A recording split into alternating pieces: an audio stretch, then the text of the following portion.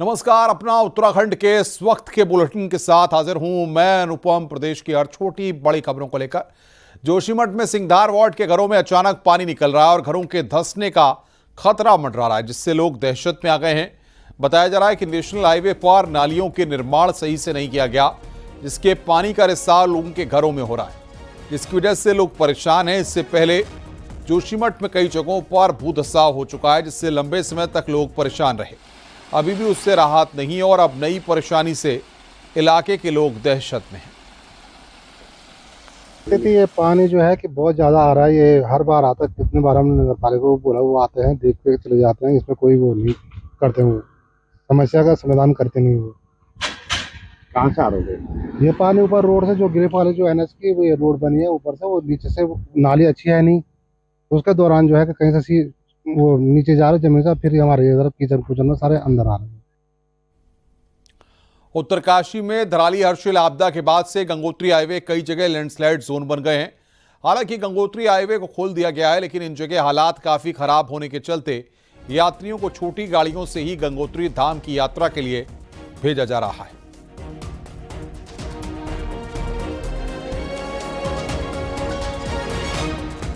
उत्तराखंड में इस बार आपदा ने सारे रिकॉर्ड तोड़ दिए। कई घरों पर मलबा आया, सड़कें बर्बाद हो गईं, तो पहाड़ की बागवानी पर भी असर पड़ा है। पछुआदून में सेब की खेती तो इस सीजन पर पूरी तरह से बर्बाद हो गई। देखिए हमारी रिपोर्ट।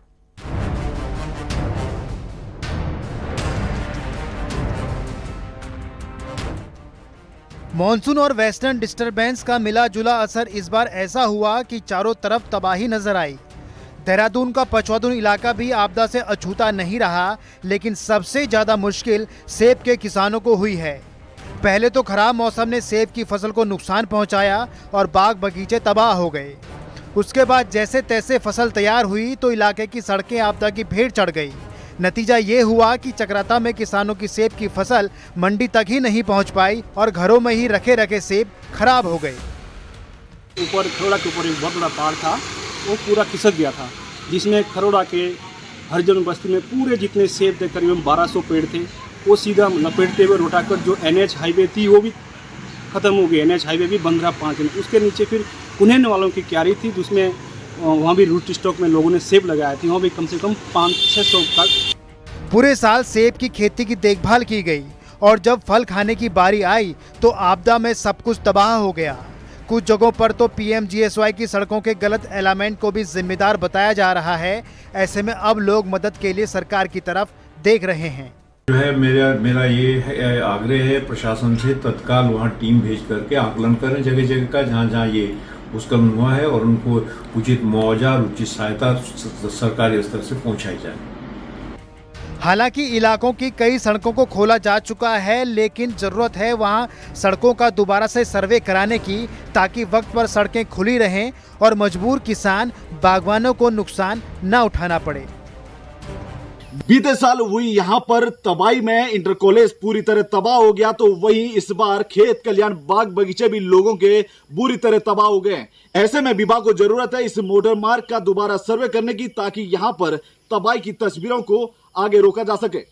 कुलदीप चौहान, न्यूज़ 18, विकासनगर।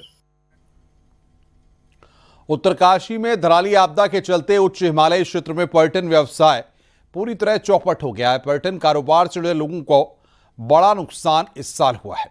देखिए रिपोर्ट।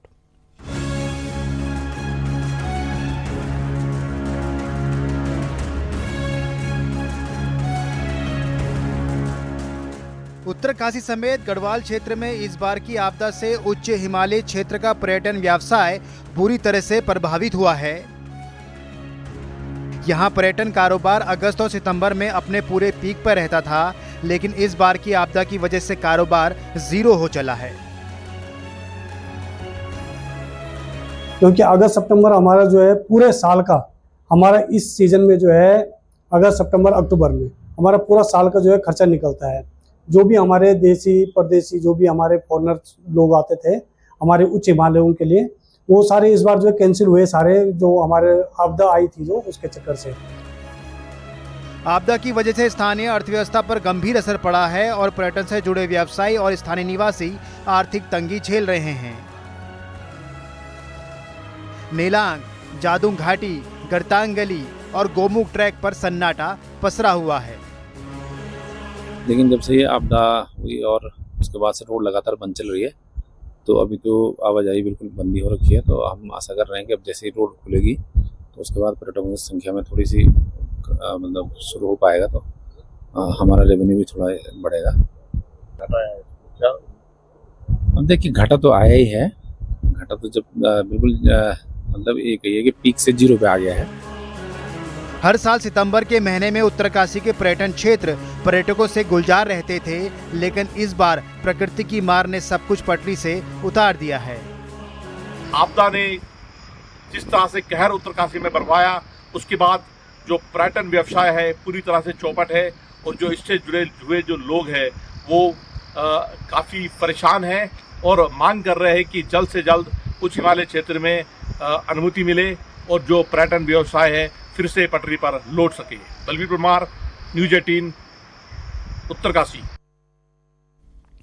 उत्तराखंड में हर साल 15 सितंबर तक मानसून की विदाई का दौर शुरू हो जाता है, लेकिन इस बार मानसून लंबा चलने वाला है। मौसम वैज्ञानिकों के मुताबिक इस बार बारिश का दौर अभी और चलने वाला है और मानसून की विदाई भी देरी से होगी। मानसून ही नहीं बल्कि वेस्टर्न डिस्टर्बेंस की वजह से भी सितंबर में बारिश होने की संभावना है, लिहाजा बारिश का दौर अभी चलता रहेगा और ज्यादातर जिलों में 15 सितंबर तक तेज बारिश देखने को मिल सकती है। वहां इसके बाद भी सितंबर के पूरे महीने में बारिश होने की संभावना जताई जा रही है। अगस्त की तरह सितंबर में भी सामान्य से ज्यादा बारिश हो सकती है। सितंबर के लिए फोरकास्ट है, मंथली फोरकास्ट भी, वो भी नॉर्मल से हमें 109% अबोव रहने का डिपार्चर रहेगा। ये +9% डिपार्चर है। तो अभी हमें ये उम्मीद है कि ये सक्रिय रहेगा और नॉर्मल से ज़्यादा रहने का उम्मीद है। हरिद्वार में एक सरकारी स्कूल के एक कमरे की छत गिर गई। गनीमत रही कि इसकी चपेट में कई स्कूली बच्चे नहीं आए। यहां पर रोड के प्राथमिक विद्यालय नंबर 34 के एक कमरे की छत भरभराकर गिर पड़ी। इस कमरे की हालत जर्जर होने के चलते पहले से ही इसको बंद रखा गया था और स्टोर रूम के रूप में इस्तेमाल किया जा रहा था। गनीमत रही कि जिस वक्त कमरे की छत गिरी उस वक्त आसपास कोई मौजूद नहीं था। बताया जा रहा है कि स्कूल की बिल्डिंग 50 साल से भी ज्यादा पुरानी है। लगातार हो रही बारिश के चलते भवन के एक कमरे की छत गिर पड़ी है। पीछे से गिर गई। ये इसमें थोड़ा सा पीछे रेलवे के द्वारा जो नाला खोदा गया है ना, ये इसकी वजह से हमारी दीवार थोड़ी सी कमजोर हो गई है, क्योंकि आज इस बार बरसात सर बहुत हो रही है ना। अच्छे अच्छे घरों में भी बहुत पानी आ रहा है, तो ये बहुत पुरानी बिल्डिंग। मौसम के बदलाव ने नैनीताल जिला अस्पताल की टेंशन बढ़ा दी है। अचानक नैनीताल जिला अस्पताल में मरीजों की संख्या बढ़ गई है, तो अस्पताल प्रबंधन के लिए मरीजों को भर्ती कराने की चुनौती बन रही है। रोजाना 350 तक रहने वाली ओपीडी 700 से ज्यादा हो रही है। 80 बेड वाले अस्पताल में मरीज इस कदर आ रहे हैं कि कई मरीजों को दवा लेकर ही वापस लौटना पड़ रहा है। विभाग ने इसमें कुछ बेटा और बढ़ानी चाहिए, जिससे कि ग्रामीण क्षेत्र के जो लोग आ रहे हैं, जिनको दूर दूर से आना पड़ता है, रौखट, जलालगांव और घुग्गू सिकड़ी से, जिनको यहाँ दिखाते टाइम भी लगता है, उसके बाद घर लौटने तक बड़ी दिक्कतें होती हैं। एवरेज हमारी वैसे ओपीडी जो है वो 500 के आसपास होती थी, लेकिन इधर पिछले 2-3 दिन से 650-700 इस तरह की ओपीडी हो रही है। और जहाँ तक भर्ती वाली सवाल के मरीजों की हम बात करते हैं, तो ये हमारे करीब 50 के आसपास एवरेज होते थे, लेकिन इधर जो है हमारे 70 से 80 के बीच में। राजधानी देहरादून के एक पेट्रोल पंप पर जमकर मारपीट हुई। दरअसल सहजधारा रोड के आदि फिलिंग स्टेशन पर शुक्रवार देर रात यहां कुछ युवक पहुंचे और पेट्रोल भरने की मामूली बात पर विवाद करने लगे। विवाद इतना बड़ा कि उन्होंने सेल्समैन आदित्य और मैनेजर धर्मवीर को बुरी तरह पीट दिया। पेट्रोल पंप पर काफी देर तक युवक तांडव करते रहे। इस दौरान लोहे की रॉड से ही सेल्समैन और मैनेजर को पीटा गया। इतना ही नहीं, बीच बचाव करने आई एक महिला को भी युवकों ने नहीं बख्शा और बुरी तरह से पिटाई की। पेट्रोल पंप पर काफी देर तक युवक मारपीट करते रहे। आरोप यह भी है कि मारपीट करने वाले युवक पंप से करीब 1.5 लाख रुपए कैश लूटकर फरार हो गए। वहीं आरोपी पंप के मैनेजर धर्मवीर के घर तक पहुंचे, जहां उनकी पत्नी मंजू के साथ मारपीट की गई। घर से लैपटॉप उठा ले गए और तोड़फोड़ कर खिड़कियां और घरेलू सामान तक नुकसान पहुंचाया।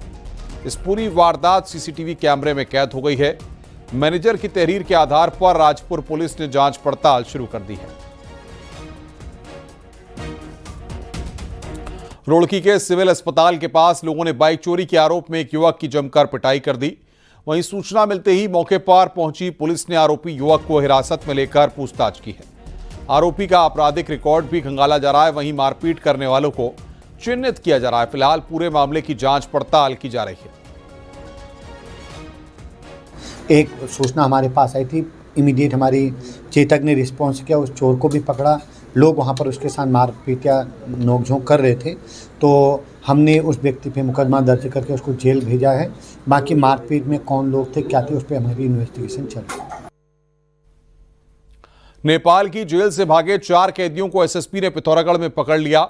ये चारों कैदी देवताल के पास काली नदी को पार कर भारत में घुसे थे, तभी एसएसपी ने इन्हें पकड़ लिया। चारों नेपाली कैदी बीते दिनों ज़ेंजी आंदोलन के दौरान जेल से भागे थे। 3 नेपाली कैदी रेप के आरोप में सजा काट रहे थे, जबकि एक पर हत्या का आरोप है। चारों को पकड़ने की सूचना एसएसपी ने नेपाल को दे दी है।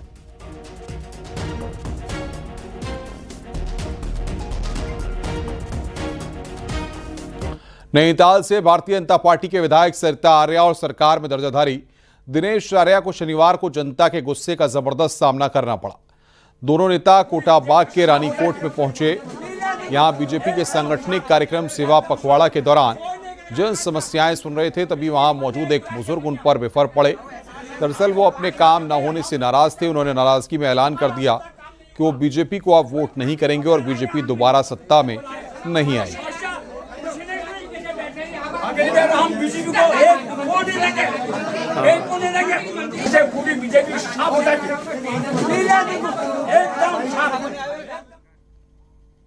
हल्द्वानी में शनिवार को कांग्रेस ने धरना प्रदर्शन किया। बुद्ध पार्क में कांग्रेस विधायक सुमित हृदयेश के नेतृत्व में हुए इस धरना प्रदर्शन के जरिए कांग्रेस कार्यकर्ताओं ने प्रदेश की कानून व्यवस्था पर सवाल खड़े किए। इस दौरान कांग्रेस के प्रदेश अध्यक्ष करण महारा ने आरोप लगाया कि प्रदेश में कानून नाम की चीज खत्म हो चुकी है।